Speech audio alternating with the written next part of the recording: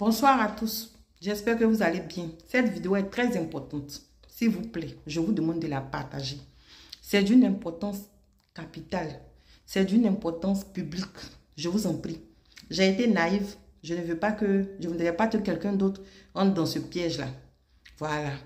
Au fait, je veux vous parler des prêts en ligne. C'est de l'escroquerie, c'est de l'arnaque. Je vous explique. J'étais en train de jouer un jeu dans mon téléphone et puis il y a une publicité qui est apparue pour dire que si vous voulez un prêt, vous pouvez prendre 500 000 francs comme prêt. Bon, moi je me suis dit que c'était les trucs comme Orange Money et autres là. Je devais recevoir de la marchandise. Je n'avais pas encore reçu d'argent. Bon, comme la dame me mettait un peu de pression, c'est vrai que c'était pas trop pressé, je pouvais laisser, mais j'ai dit, mais voilà, comment on appelle ça, une occasion. Je vais prendre plus d'informations pour voir. Et je rentre, je prends des informations, je prends des informations. Et mais je vais me rendre compte qu'on me dit que je vais prendre 14 500 et puis payer 22 500. J'ai damé, j'ai dit c'est pas la peine. Et puis le soir, il y a une dame qui m'appelle. Elle me dit bonsoir madame. Je dis bonsoir. C'est madame Diabaté, vous avez commencé l'inscription sur notre plateforme, mais vous n'avez pas terminé. Est-ce que vous rencontrez des difficultés? Je dis non, je pouvais bien terminer, mais c'est le montant là qui ne m'intéresse pas. Franchement, je n'ai pas besoin de 14 000. Elle dit non, c'est une inscription d'abord. C'est comme ça au début. Et c'est pour montrer votre bonne foi. Quand vous allez payer à temps, c'est qu'on va vous demander. Il y a quelques frais qui vont s'ajouter. Vous allez voir que le prochain prêt là, ça ne sera pas comme ça. Et vous allez pouvoir avoir ce que vous voulez. J'ai dit ok, si vous avez besoin de garanties là, je peux vous donner des garanties, il n'y a pas de problème. Elle dit ok. Donc j'ai finalisé. Ils m'ont envoyé 14 000. Et puis j'ai payé le jour du paiement. J'ai payé 22 000. Et j'attendais maintenant que la dame m'appelle. Effectivement, la dame m'a appelé.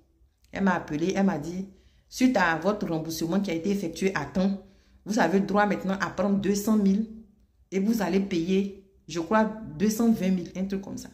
J'ai dit, bon, moi, franchement, j'avais besoin de 500 000. Si vous voulez, je vous apporte une garantie, mes choses, comment on appelle ça, mon bulletin et autres. Mais franchement, 200 000 ou bien 150 000, là, ça ne m'arrange pas. Elle dit non, que d'abord, on ne peut pas me donner une grosse somme comme ça. De prendre d'abord les 200 000 et puis après, de valider ça et puis après, maintenant, ils vont me donner. Je dis ok. Et elle me demande si j'ai l'application dans mon téléphone. Je dis oui. Elle me dit bon, de cliquer sur l'application, de mettre sur haut-parleur. Elle me donne les indications. Je veux lire. Elle me dit non, que ce sont les mêmes trucs que j'ai fait pour m'inscrire pour les 14 000 que j'ai reçus là. Ce sont les mêmes procédures. Donc, de cliquer suivant. Dans ma naïveté là, je clique suivant. Ou maintenant, on dit demande de prêt, je demande. J'attends maintenant que le montant s'affiche. Rien ne s'affiche.